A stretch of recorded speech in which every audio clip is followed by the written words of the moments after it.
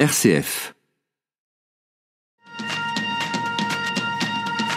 No, you won't until you try. You'll never feel happy.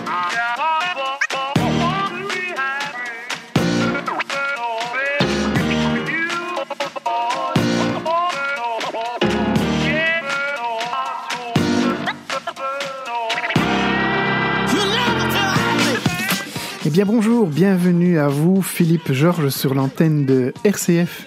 Bonjour. Soyez le bienvenu, vous êtes conservateur du trésor de la cathédrale de Liège. Oui. Conservateur, ça signifie quoi ? Ah oui, conservateur, peut-être pour le grand public, ça demande peut-être un peu d'explication. D'abord, conserver les œuvres, les restaurer, les mettre dans les meilleures conditions possibles pour les montrer au public. Les publier aussi, faire une recherche sur ces œuvres et bien entendu attirer le public pour qu'il vienne voir l'art et l'histoire de la principauté de Liège que nous développons au trésor de la cathédrale de Liège. Alors Philippe Georges, vous êtes connu parce que vous êtes non seulement au trésor de la cathédrale de Liège, mais vous rayonnez par vos œuvres, par vos recherches. Vous allez souvent à Paris, vous faites parfois des exposés aussi à l'étranger et aux États-Unis. Et c'est dans ce cadre-là que nous avons l'occasion de pouvoir vous accueillir à notre antenne, puisque vous venez de sortir au dossier de l'Institut du patrimoine de Wallonie. Vous venez de sortir une brique ici, je l'ai en main, elle est relativement épaisse, elle fait environ 400 pages. Art et patrimoine en Wallonie, des origines à 1789, avec en tout cas une brique avec plein de photos, plein d'images, qui en fait parle des œuvres d'art développées ici dans la région liégeoise, de l'art sacré, de l'art qui parle de Dieu, et notamment au travers d'une enquête que vous avez faite aux États-Unis, c'est ça ? Oui, une enquête qui a commencé il y a une douzaine d'années aux États-Unis, puisque je partais convoyer deux œuvres wallonnes, à savoir une œuvre du trésor de la cathédrale et une œuvre de Chimay au Métropolitane pour une exposition sur Byzance. Et j'étais accompagné par mon ami Freddy Joris et j'ai eu l'idée de faire un inventaire des œuvres de Wallonie conservées aux États-Unis. Il y en a beaucoup ? Il y en a beaucoup. Les journalistes m'ont dit que en œuvres majeures, ils ont compté, donc par rapport à l'ouvrage dont vous parlez, il y en a environ 150 qui ont été retenus dans cet ouvrage. C'était assez intéressant parce que si on connaît, si les spécialistes connaissent bien les œuvres du Moyen-Âge, je suis médiéviste de formation, donc je me faisais plaisir, bien entendu. L'émaillerie Mosane en particulier. J'ai étendu l'enquête à l'époque moderne, jusqu'en 1789, et puis on m'a demandé de commencer à la préhistoire, donc ça fait une très large fourchette chronologique où il a fallu repérer dans les musées des États-Unis, ces œuvres. Et puis, on m'a demandé de les intégrer dans ce qui est conservé en Europe et en Wallonie en particulier, aussi bien mobilier qu'immobilier. Donc, c'était une vaste enquête qui a duré une douzaine d'années avant cet ouvrage de plus de 400 pages, qui fait une synthèse, un essai de synthèse de ce que j'appelle l'art wallon, entre guillemets, c'est-à-dire l'art en Wallonie, des origines à 1789. Alors c'est une place tout à fait particulière qu'occupe cet art aux États-Unis. Il n'est pas rare d'aller dans des grands musées, et vous l'expliquez dans votre magnifique livre, d'aller dans des musées, le Morgan Library par exemple. Mais oui, parce que... Et puis il y a des pièces comme ça wallonnes qui ont été acquises à prix d'or par des milliardaires américains, et ces pièces sont au cœur, au centre de ces musées. Donc il y a quelque chose de spécial. Pour prendre le Pierpont Morgan nous étions partis également afin de solliciter le prêt du triptyque de Stavelot, qui est une œuvre majeure de cette bibliothèque de New York. Et on n'était pas parti comme ça à l'aventure, c'est parce que la Pierpont Morgan à l'époque était en travaux de restauration. Donc l'œuvre devait être déplacée. Et on aurait souhaité, Freddy Joris aurait souhaité l'exposer à Stavelot, puisqu'elle est originaire de l'abbaye de Stavelot. Et je suis allé plaider la cause non seulement auprès du Pierpont Morgan mon collègue que je connais bien, le conservateur de la section médiévale, mais également auprès des autorités, puisque nous avons été reçus par le consul belge à New York et d'autres institutions, avec une recommandation à l'époque du gouvernement wallon, puisque une pièce pareille, c'est une pièce importante. C'est pour ça que je l'ai choisie, parce que moi je crois qu'elle est vraiment emblématique. Elle est en couverture de votre bouquin. Elle est en couverture du livre et en plus, elle a dans le livre une étude tout à fait nouvelle qui est basée notamment sur une conférence qu'avait faite mon ami Guy Lobrichon à Malmedy quand je m'occupais. Nous sommes à la radio et donc forcément nos auditeurs entendent ce que l'on raconte, mais j'ai ici sous les yeux ce triptyque, donc en fait c'est une pièce qui fait peut-être combien de haut? 40 cm de haut? Oui, c'est ça, elle fait environ 50 sur 60, ouvert, donc ce triptyque Mozan, et qui incorpore un triptyque byzantin, ouvert lui aussi, et deux triptyques byzantins qui ont été remis à l'intérieur de ce triptyque Mozan, qui lui servent, si vous voulez, de décor. C'est une magnifique pièce dorée, donc avec de l'émail. Voilà, et des émaux Mozan qui racontent toute l'histoire de la découverte de la Sainte Croix par Sainte Hélène, et qui mettent en évidence les reliques, parce qu'il y a des reliques elles-mêmes dans les petits reliquaires byzantins qui ont été rapportés par Wibald de Stavelot, le grand abbé de Stavelot. Wibald de Stavelot est XIIe siècle, donc il est mort en 158. Wibald de Stavelot a ramené ça de ses ambassades à Byzance. Wibald est un personnage important, il a été auprès des empereurs germaniques, et il était abbé de Stavelot de Malmedy, mais également il était abbé du Mont-Cassin, donc il a une carrière internationale, et de cette carrière internationale, il a ramené pour son monastère de Stavelot ces deux petits triptyques byzantins qu'il a fait mettre dans ce grand triptyque Mozan. Qui seraient donc des reliques de la vraie croix. Des tout petits morceaux de bois. Les tout petits morceaux de bois qui sont à l'intérieur, puisque on en a fait l'inventaire dans les années 80, et on a pu voir de quoi il s'agissait très concrètement. Tout ça est rappelé dans cette étude sur le triptyque. On a pu dater ces petits morceaux de bois pour voir si ce sont des bois à cette époque-là, dans les années 80, on ne faisait pas encore ce genre de recherche que maintenant je fais avec mes amis d'Oxford, puisque nous avons un groupe de recherche sur les reliques. Avec mon ami Georges Cazan, nous faisons justement des analyses de bois, et de bois de la Sainte Croix en particulier. Pour l'instant, on travaille sur des reliques de Binche ou sur des reliques de Namur, où on peut, grâce à la science qui a évolué énormément, faire des recherches plus pointues. Alors Philippe Georges, nous le comprenons, vous êtes donc un passionné par ce patrimoine wallon, ce patrimoine sacré à partir du trésor de la cathédrale de Liège, que vous allez inaugurer bientôt, après 25 ans de travaux. Voilà, 25 ans de travaux, oui, autour du cloître de la cathédrale et développement du trésor. Le trésor qui, rappelons-le, dans les années 90 était dans un grand coffre-fort que vous pouvez toujours voir dans la boutique actuelle du Trésor. C'est une très belle boutique qui est construite autour de l'ancien coffre-fort du Trésor, dont toutes les œuvres sont sorties, ont été augmentées par une série de dépôts, de fabriques d'églises, par des œuvres qui étaient en réserve, et nous avons développé un parcours d'art et d'histoire à travers toute l'architecture du cloître de la cathédrale, complètement rénové. Donc c'est un gros dossier que la région wallonne, la province de Liège, la ville de Liège, qui nous ont soutenus, ont permis, et qui fait grosso modo, pour donner une idée, parce que malheureusement maintenant on demande des chiffres, on a environ pour 5 millions d'euros pour l'ensemble de ces travaux pendant 25 ans. 25 ans, ça paraît énorme. On n'imaginait pas que ça allait prendre autant de temps. On l'imagine d'autant moins que, vous parliez d'exposition tout à l'heure, nous avons fait une magnifique exposition aux Hospices de Beaune en 2005, et le but c'était de faire l'exposition en 2005 aux Hospices de Beaune, et quand nous revenions, on inaugure en 2006, et nous sommes en 2018 pour inaugurer. Ça vous donne un peu une idée de la longueur du dossier. Le temps de Dieu n'est pas le temps des hommes. Voilà, c'est ça, malheureusement. Le temps des entrepreneurs et de la construction. Et des dossiers administratifs aussi. Philippe Georges, vous êtes donc conservateur du trésor de la cathédrale, et nous avons la joie de vous accueillir à l'antenne de RCF. Vous avez également des racines liégeoises. Vous êtes né en bord de Meuse. Oui, je suis de la Basse-Meuse. Comme je dis, j'imagine toujours qu'un jour, je créerai une ASBL des amis de la Basse-Meuse. Donc, j'aime bien la Basse-Meuse. Je suis né à Wandre, bien entendu, et j'ai fait mes études à Herstal. Donc, voilà, je suis un peu dans cette jolie région qu'est la Basse-Meuse. Vous êtes né sur les terres de Charlemagne. Oui, les terres de Charlemagne, à Wandre. Wandre, c'est un toponyme qui incorpore le mot Wanzo. Les gens ne savent plus, Wanzo.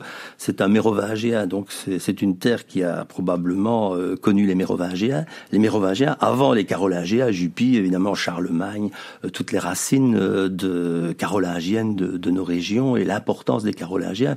D'ailleurs, dans le livre, il y a bien entendu une partie sur les Mérovingiens, sur les Carolingiens, et en particulier les Carolingiens. Je voudrais insister sur les beaux cristaux qui sont reproduits et qu'on ne voit pas assez souvent, comme le béryl de Lothaire, qui est conservé à Londres ou alors à Rouen. C'est un taille carolingienne qui montre un baptême du Christ. On voit l'inspiration que l'art carolingien a pu donner à l'art mosan, et avec ce baptême du Christ que l'on voit sur cette intaille carolingienne conservée à Rouen, on imagine le baptême du Christ des fonts baptismaux de Saint-Barthélemy. Vous lisez des liens entre toutes ces belles pièces. En tout cas, c'est une œuvre assez formidable que vous avez publiée donc là récemment à l'Institut du patrimoine wallon. Donc Philippe Georges, vous êtes un fils de la Basse-Meuse, un arrière-petit-fils des Mérovingiens, forcément. Hein. On pourrait le dire comme ça. Vous avez un souvenir particulier de votre enfance? J'ai fort apprécié évidemment mon enfance dans cette région qui a été, moi je suis né en 56, donc qui a été marquée par les charbonnages, la sidérurgie, etc. J'ai quand même quelques souvenirs malgré tout des grèves de 60. Ça m'est resté dans l'esprit cette tension des grèves de 60, même si j'étais tout petit. Mais indépendamment de ça, oui, j'ai eu beaucoup de plaisir à découvrir cette région. Je crois que vous êtes de Sèvres, hein, donc moi j'allais souvent aussi sur le haut du. Vous êtes bien informé. Sur le haut de la colline là-bas, et je sais pas moi, le début du pays de Herve. Je trouve que le pays de Herve est magnifique. Moi, c'est les deux régions que je préfère, le pays de Herve et le Condro. Le Condro, j'aime beaucoup aussi parce que j'ai vécu à un moment donné chez ma tante. On allait en vacances. Du côté de Modave, du côté de Petit-Avin, et tout ça me plaisait beaucoup, cette région-là aussi. Il y a beaucoup de souvenirs aussi dans l'archéologie, hein, puisque je fais allusion du côté Basse-Meuse, bien entendu, aux découvertes récentes mérovingiennes à Herstal. Nous avons fait des fouilles archéologiques aussi à Herstal. C'est très intéressant, ces souvenirs carolingiens, le palais carolingien d'Herstal et les souvenirs de Charlemagne. Alors, vous êtes docteur en histoire de l'Université de Liège. Oui. Alors, je vous offre Fugain, qui nous chante une belle histoire. On se retrouve directement après. Merci. Voilà, vous écoutiez Michel Fugain sur RCF, une belle histoire. Alors, Philippe Georges, vous êtes conservateur du trésor de la cathédrale, et ce morceau vous est dédié, une belle histoire d'amour entre vous et ce patrimoine wallon, ce patrimoine sacré, ce patrimoine de l'Église, ce patrimoine qui, quelque part, chante Dieu. C'est ça, le patrimoine sacré ? Mais effectivement, parce que pour le Moyen-Âge, bien entendu, l'art religieux est majeur, et on le voit à travers ces œuvres conservées par ces Américains, et qui les ont sauvegardées, finalement, Pierre-Pont Morgan, par exemple, ou d'autres, qui les ont sauvegardées à travers les musées américains. Et c'est quand même assez émouvant lorsque vous êtes à Cleveland et que vous voyez un magnifique phylactère qui peut-être provient de quand vous êtes à Baltimore et que vous voyez le pignon de chasse la chasse de Saint-Odd d'Amay, ou Pierre-Pont Morgan, pour reprendre ce que vous disiez, avec le triptyque de Stavelot. Quelle belle histoire, quelle belle aventure. Alors Philippe Georges, vous avez cette passion depuis longtemps pour l'histoire, pour l'art. C'est né vers quel âge ? C'est arrivé quand j'étais au collège Saint-Lambert. Ça s'invente pas, hein. Mais au collège Saint-Lambert à Herstal, j'ai toujours eu beaucoup d'intérêt pour l'art et l'histoire, et mes professeurs de l'époque, mes professeurs d'histoire m'ont encouragé dans ce sens. Et à l'université, c'est plutôt vers l'histoire utoise que je me suis destiné, puisque mon professeur m'avait donné comme mémoire un mémoire sur Saint Mangold de Huy, qui est un personnage très intéressant, qui a sa chasse, et nous revoilà dans les chasses mosanes, ces chasses mosanes qui sont un patrimoine exceptionnel, chasse de Saint-Mangold, chasse de Saint-Domitien, J'ai fait mon mémoire de fin d'études sur Saint-Mangold, et j'ai fait ma thèse aux études à Paris sur Saint-Domitien. Saint-Domitien, personne ne connaît peut-être. Qui est Saint-Domitien ? C'est le patron de Huy, mais personne ne le connaît sûrement comme évêque de Maastricht. Donc c'est de cette généalogie épiscopale, de cette lignée épiscopale. Quelle période ? Donc on a deux mentions de Saint-Domitien, 535 et 549. avant Saint-Servais, avant Saint-Lambert. Oui, absolument. Donc c'est un évêque de Tongres-Maastricht. Vous savez que le siège a été transféré de Tongres à Maastricht, puis de Maastricht à Liège à la suite de l'assassinat de Saint-Lambert. Eh bien, Domitien est un prédécesseur de Saint-Lambert et il a sa châsse à Huy et ses ossements. Et on a fait, enfin pour la petite histoire, puisque vous parliez de techniques performantes tout à l'heure, on a fait une analyse au carbone 14 et les ossements de Saint-Domitien qui sont dans sa châsse correspondent à un personnage du VIe siècle.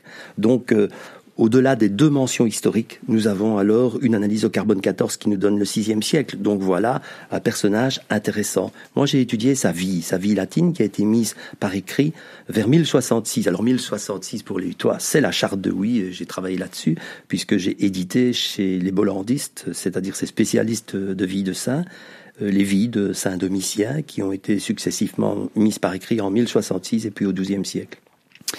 Formidable, on sent vraiment cette passion en vous et c'est vraiment un plaisir de vous accueillir et de vous recevoir à notre antenne chez RCF.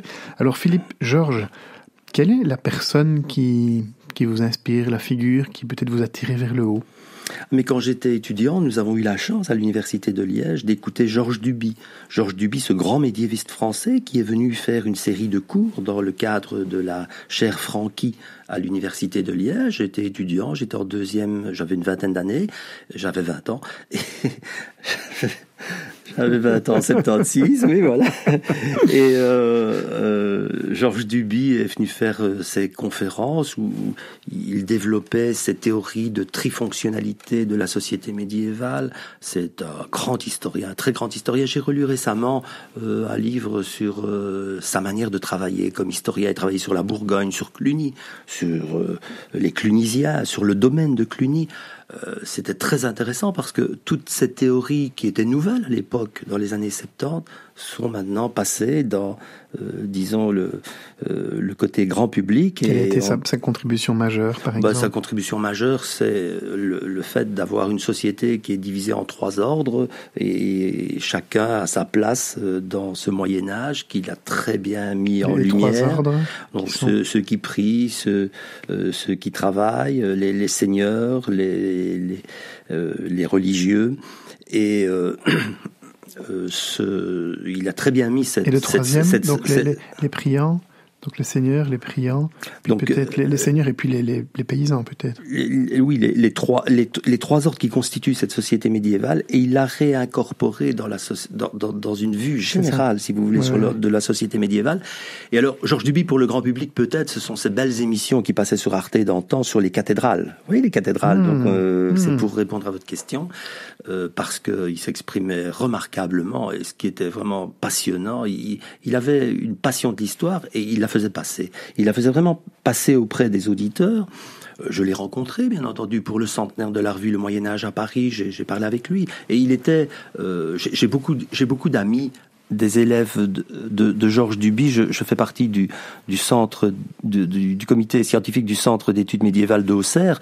Et des gens comme Dominique Ioniapra, par exemple, est un élève de Georges Duby. Je vous conseille, parce qu'on le trouve facilement, ces ouvrages de Dominique Ioniapra, qui est vraiment dans la lignée de Duby, et notamment son bel ouvrage sur la Maison Dieu.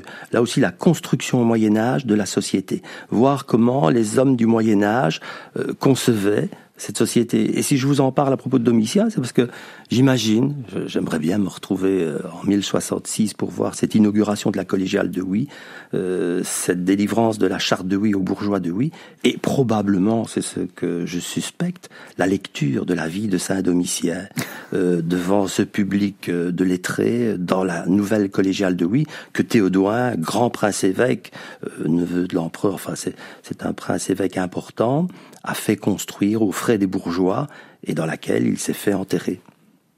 Fait construire aux frais des bourgeois. Ah oui, ça c'était bien parce qu'il a concédé une franchise aux bourgeois, il a concédé des droits à la bourgeoisie, et en contrepartie, ceux-ci lui ont donné les moyens financiers pour reconstruire la collégiale qui avait été ruinée par une guerre avec le comte de Flandre.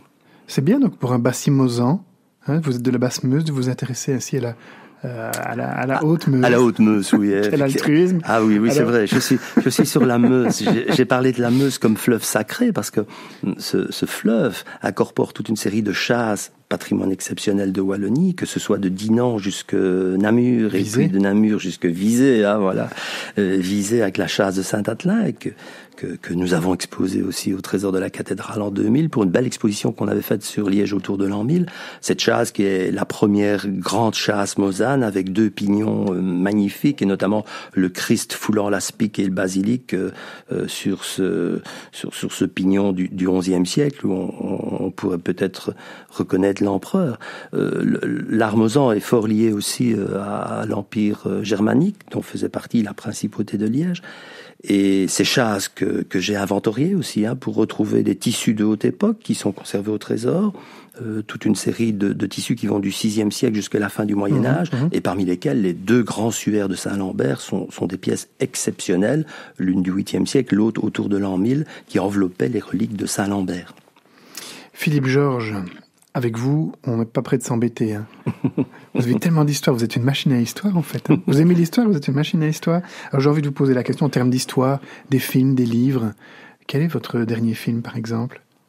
Ah, je vais vous confesser que je suis allé voir Paddington 2 avec ma petite fille et ma femme. Et c'était vraiment un film qui m'a beaucoup plu parce que il y a toute une philosophie d'optimisme, de gentillesse, de bonté dans ce film avec ce petit nounours. J'avais vu Paddington 1, je l'avoue. Je l'avais vu à la télévision. C'est très bien. Et je trouve que moi j'aime bien d'aller me distraire avec des choses comiques, gentilles, des bienveillantes. Voilà. Alors, Philippe Georges, quelle est votre maxime ou éventuelle citation de la Bible ? Moi, j'aime bien la citation je crois que c'est une épître de Saint Jacques, la foi sans les œuvres est une foi morte.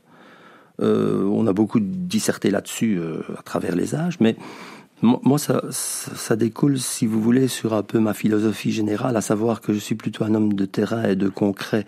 C'est-à-dire que j'aime bien réagir directement. Je ne m'embarrasse pas, ou j'essaie de ne pas trop m'embarrasser de tout ce qui pourrait contrarier la conservation des œuvres d'art, puisque c'est ça qui monopolise mon attention, et la conservation du patrimoine diocésain en particulier, qui est, on le dit depuis 40 ans, qui est en péril. En péril ? En péril par la suite des changements liturgiques, déjà dans les années après Vatican II. Ça a inévitablement eu des conséquences dans les églises, mais actuellement par la fermeture de certaines églises ou des solutions qui sont, disons, proposées pour des églises. Alors je parle des églises, mais il y a aussi les ordres religieux, parce que en ma modeste carrière, il y a beaucoup de couvents qui ont été fermés et pour lesquels on a dû trouver des solutions. Je pense à Val-Dieu, puisque vous me parlez de la Basse-Meuse, mais je pourrais vous parler des Carmels aussi, de Mehaigne, ou des Carmels de Cornillon. Et pour l'instant, nous sommes vraiment... on travaille beaucoup pour les sœurs de Saint-Charles-Borromée, les sœurs hospitalières de Liège, qui ont une carrière extraordinaire ici à Liège, au XVIIe siècle. On vient d'avoir Bavière qui a brûlé récemment. Il y a la chapelle de Bavière, il y a les sœurs qui étaient là-bas, le Val d'Or, les sœurs de Saint-Charles-Borromée à Saint-Joseph. Voilà tout. Nous essayons de trouver des solutions pour ce patrimoine et ce magnifique patrimoine qu'elles ont conservé remarquablement. Comment vous ressourcez-vous ? J'espère me ressourcer après la fin du mois d'avril, quand nous aurons terminé les derniers travaux de scénographie du Trésor. Moi j'aime bien voyager, bien entendu, des petits voyages. Moi je suis pas partir 3 semaines quelque part, mais je voyage quand même, et même aux États-Unis. Je suis pas resté si longtemps que ça. Il faut pas croire que j'ai passé 3 mois à New York. Non, j'y suis allé plusieurs fois, mais des petits voyages bien ciblés, bien préparés. Ça, je parle évidemment au point de vue scientifique, mais au point de vue, disons, détente, j'aime bien découvrir l'une ou l'autre ville que je ne connais pas. J'ai un faible, bien entendu, pour certaines régions françaises, mais indépendamment de la France, j'aime bien aussi les pays slaves. Moi, j'aime beaucoup l'ancienne Yougoslavie, Monténégro, Serbie, tout ça, oui, voilà, mais aussi l'Italie, bien entendu. Enfin, je pourrais multiplier les exemples. Et j'aime bien la natation aussi. Voilà, si vous voulez vraiment mon jardin secret. Formidable. Voilà. Qui est Dieu pour vous ?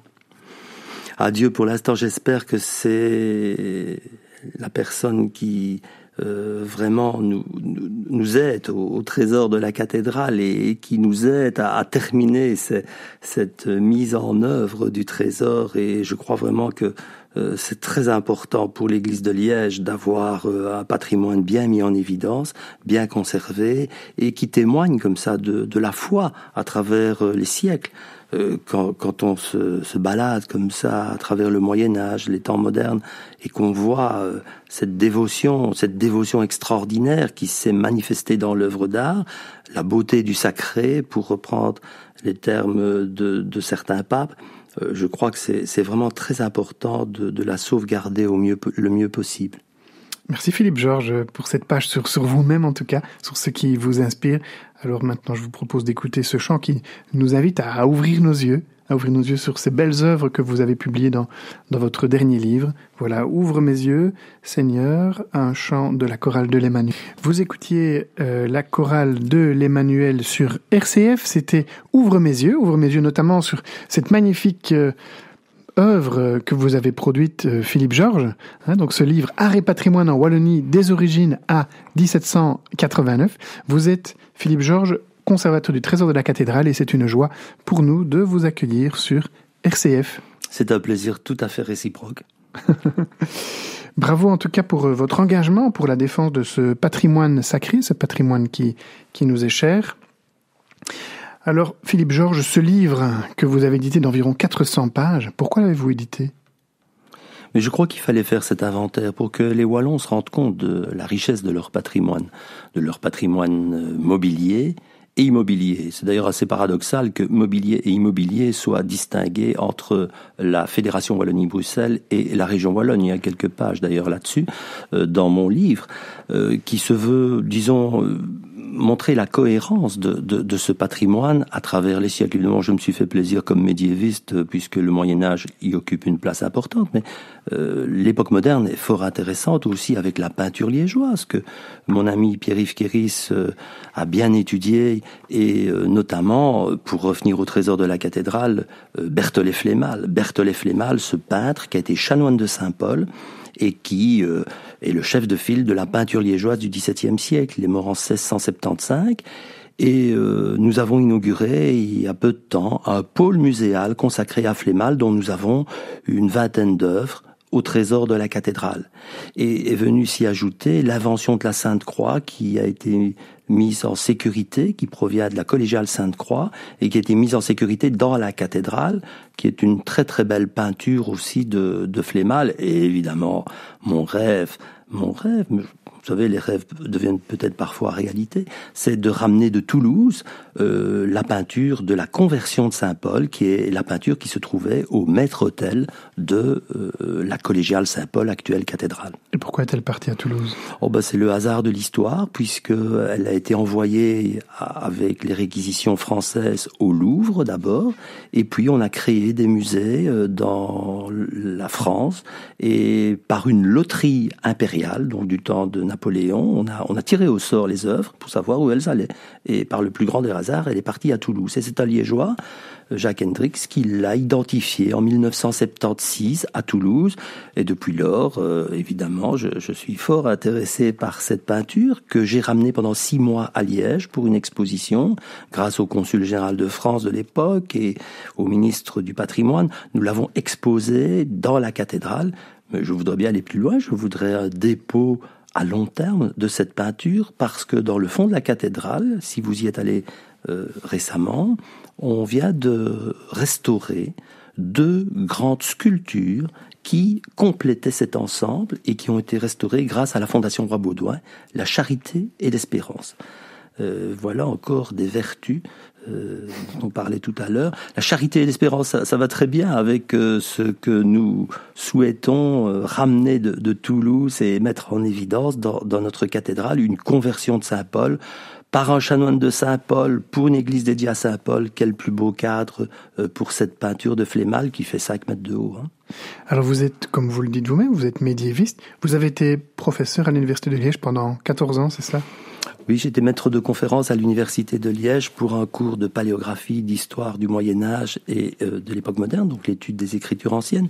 Et j'ai créé également un cours d'hagiographie et d'histoire monastique. L'hagiographie, c'est-à-dire l'histoire des vies de saints, l'étude scientifique des vies de saints, m'a passionné, et l'histoire monastique aussi, puisque j'étais l'élève de Don Jacques Dubois, un grand bénédictin de l'abbaye de la Source à Paris, et qui donnait cours à l'école pratique des hautes études.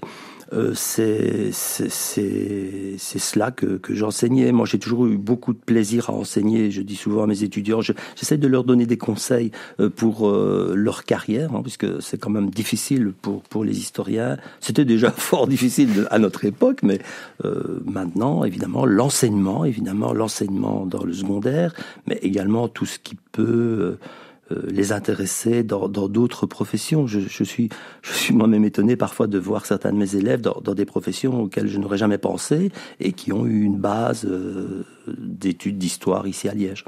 Et c'est surprenant, hein. Il y en a même qui sont devenus évêques, non ? Oui, il y en a un qui est devenu évêque. Oui, ça c'est extraordinaire d'avoir un évêque historien. Hein, c'est magnifique. Oui, donc le groupe des historiens quelque part, il prend le pouvoir. Voilà, sur le trône de Saint-Lambert, un historien, c'est magnifique. Oui. Alors Philippe Georges, dans votre livre, dont vous faites des photos, de multiples photos, et puis des études assez intéressantes sur un tas d'œuvres d'art. Donc il y a eu comme ça des artistes dans notre vallée mosane qui sont sortis du lot, qui ont fait des œuvres tout à fait extraordinaires, qui ont en fait été achetées par des richissimes collectionneurs américains, par exemple, ou en Angleterre. D'où vient cet engouement, comme ça, pour ce genre d'œuvres, voire de vie de saints enluminés, manuscrits enluminés. Au 19e et au 20e siècle, les collectionneurs américains ont acheté, comme cela, des œuvres qui provenaient des suites de la Révolution, du dépouillement des sanctuaires de nos régions, et qui sont passées comme ça dans les collections américaines, et c'est heureux, elles ont été sauvegardées. Alors, dans cet ouvrage, au-delà, disons, du Moyen-Âge, il y a aussi tout cet aspect des œuvres conservées en Europe de manière générale, dans différents grands musées européens, de cette activité de nos sculpteurs, de nos peintres au service des grands de l'époque. Je pense en particulier à la cour de Bourgogne. La cour de Bourgogne, évidemment, nous avons au trésor de la cathédrale, excusez-moi, mais je fais un peu de publicité, c'est normal, le reliquaire de Charles le Téméraire, qui est l'œuvre majeure du trésor, montrant Charles le Téméraire à genoux, présenté par Saint-Georges. C'est une œuvre internationalement connue. Mais on est là dans l'orfèvrerie, mais nous avons aussi à l'époque de grands sculpteurs qui travaillent à la cour de Bourgogne. Et cette cour de Bourgogne, il ne faut pas l'oublier, Liège et Bourgogne ont eu des relations tumultueuses. Hein. C'est assez paradoxal d'avoir peut-être la plus belle représentation de Charles le Téméraire ici au trésor, alors que c'est ce duc de Bourgogne qui a mis à sac la ville de Liège en 1468, le 3 novembre, le jour de la Saint-Hubert. Voilà, c'est toute l'histoire de Liège et de Bourgogne qui ressurgit, et nous avons consacré au trésor une section particulière à cet espace bourguignon. Je vous ai dit tout à l'heure qu'on a fait une exposition à Beaune. Le maire de Beaune est passionné par le trésor de la cathédrale et les quelques œuvres évoquant justement les relations avec la Bourgogne. Quelle aventure! C'est vrai que l'histoire nous invite non seulement à voyager, mais nous invite à comprendre un peu aussi qui nous sommes et d'où nous venons. Oui. Philippe Georges, n'est-ce pas? Alors, dans votre livre, ici, j'ouvre par exemple une page 359, on est sur la collégiale Saint-Jean l'Évangéliste, avec une photo des dalles sur le sol, hein, donc noir, blanche. Cette rénovation qui a eu lieu de la collégiale au XVIIIe siècle, et notamment cette coupole que vous voyez là-bas, et ce très beau dallage qui a été fait, dont on voit les magnifiques photos de Guy Faucamp de la région wallonne. J'ai voulu, dans cet ouvrage, l'illustrer au maximum aussi, même si parfois les photos sont petites, mais je trouve que c'est vraiment dommage quand un historien de l'art parle d'une œuvre de ne pas avoir une photo à proximité pour mieux l'évoquer. Vous voyez aussi la rénovation de l'église Saint-Barthélemy, qui est ma paroisse, Saint-Barthélemy au XVIIIe siècle, et notamment ce bel hôtel baroque qui a été construit. Cette église qui a été rénovée il n'y a pas si longtemps, récent, hein. C'est en 2007 qu'on a rénové cette église Saint-Barthélemy. Et puis vous voyez à la page suivante, je quand même un petit mot sur Malmedy, parce que Malmedy me tient fort à cœur aussi, puisque j'ai créé en 2005 le trésor de la cathédrale de Malmedy, puisqu'elle porte le titre de cathédrale, puisqu'il y a eu un éphémère diocèse de Penn-Malmedy, et que il y avait un patrimoine qui méritait d'être mis en évidence dans le monastère, puisque ça a été le monastère lié à celui de Stavelot, et puis que par la suite on a reconstruit l'église abbatiale que vous voyez avec ces deux tours très caractéristiques, et qui est devenue le siège d'un évêché avant la réunion de Penn-Malmedy à Liège. C'était quand ça? Donc on est juste après la guerre de 14-18 et on a créé cet éphémère diocèse avant de l'incorporer au diocèse de Liège. Et Monseigneur Justin, pour ne pas le citer, qui est originaire de la région, est originaire d'Amblève, à Mel, près de Malmedy, a fait une sorte de joyeuse entrée quand il est devenu évêque là-bas, puisque on joignait comme ça le trésor de la cathédrale de Malmedy au trésor de la cathédrale de Liège. Et j'ai toujours beaucoup de plaisir d'aller à Malmedy, notamment au carnaval. On est proche du carnaval. Alors toutes ces pièces se trouvent un peu réparties partout dans le monde. Il y en a certaines donc dans la région de Liège. Alors je vous propose de nous rendre à New York en chanson avec Garou. C'était Gad Elmaleh et Garou dans cette reprise New York, New York. Philippe Georges. Quelle belle ville à New York. Ah, oui, c'est New formidable. York. Moi, j'ai fait pour Cleveland, pour Boston, pour Philadelphie. J'aime bien aussi ces villes qui conservent des œuvres majeures de notre patrimoine. Je pense, par exemple, à Washington. Washington, où les 4 œuvres principales sont 4 œuvres liées à notre région wallonne. Au-delà de Liège, nous avons mis en... Quelles sont-elles? Il y a d'une part un calice qui a été fait pour l'abbé Suger de Saint-Denis. Or, on sait qu'il a fait appel à des artistes de notre région, et on a tout lieu de penser, évidemment, que ce calice est lié d'une manière ou d'une autre à notre art mosan. Alors, il y a également... C'est au musée de Washington. C'est au musée de Washington. Les 4 pièces centrales. C'est les pièces centrales mosanes qui sont...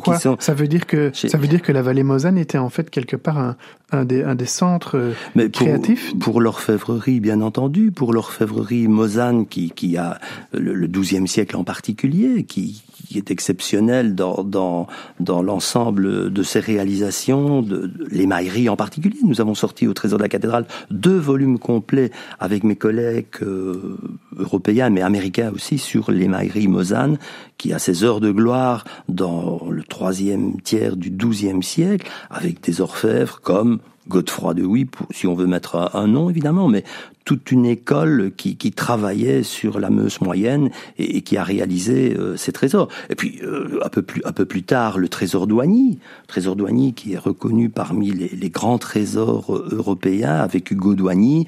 Et là, on est encore davantage documenté sur le travail de l'orfèvre et sur la réalisation de tout ce qui est conservé au musée des Arts Anciens. Quel est l'intérêt du public pour ce genre d'œuvres d'art? Donc on a vu qu'il y avait certainement il y a eu une bulle un peu même spéculative, ou en tout cas au début du XXe siècle, vers 1900-1910, beaucoup d'œuvres sont parties ainsi vers les États-Unis d'Amérique. Mais je crois que les Américains ont voulu créer comme ça leur musée. La plupart des musées américains sont des créations qui partent de collections privées qui finalement deviennent des institutions. Boston, je pense à Boston en particulier, je sais pas, Pierre-Paul Morgan pour lui, bien entendu. Mais la beauté des œuvres, la qualité des œuvres, c'est souvent, je trouve que dans beaucoup d'expositions ou de musées, on ne met pas suffisamment l'accent sur l'observation de l'œuvre d'art. L'historien de l'art doit décrire son œuvre, doit montrer le caractère exceptionnel. Par exemple, on parlait tout à l'heure de la National Gallery à Washington, du mort de Chappe, avec ces émaux sur rond de bosse qui sont vraiment exceptionnels sur un mort, donc c'est-à-dire un fermoir d'un grand vêtement liturgique, cette chape. Et je crois qu'on a tout intérêt à les montrer. Nous faisons des missions photographiques et nous essayons de détailler au maximum. Pour prendre un exemple, au Trésor de la cathédrale, l'ivoire des Trois Résurrections. Récemment, Georges Gauss a fait des macro-photographies sur les trois scènes. C'est tout petit, l'ivoire des Trois Résurrections.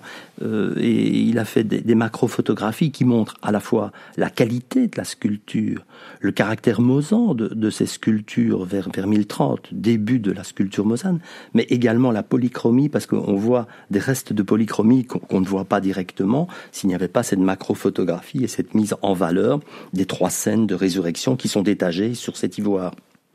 Alors Philippe Georges, votre passion est vraiment communicative.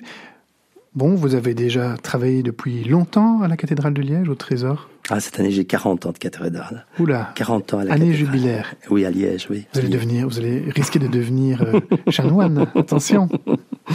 40 ans de vie dans la cathédrale. Quel est le lien avec le chapitre cathédrale avec les chanoines? Donc la cathédrale est gérée par un cercle, un collège de chanoines. Un chapitre de chanoines, de 12 chanoines, et avec un doyen à sa tête, et ils célèbrent l'office tous les jours. Moi, j'ai encore connu l'office célébré également l'après-midi.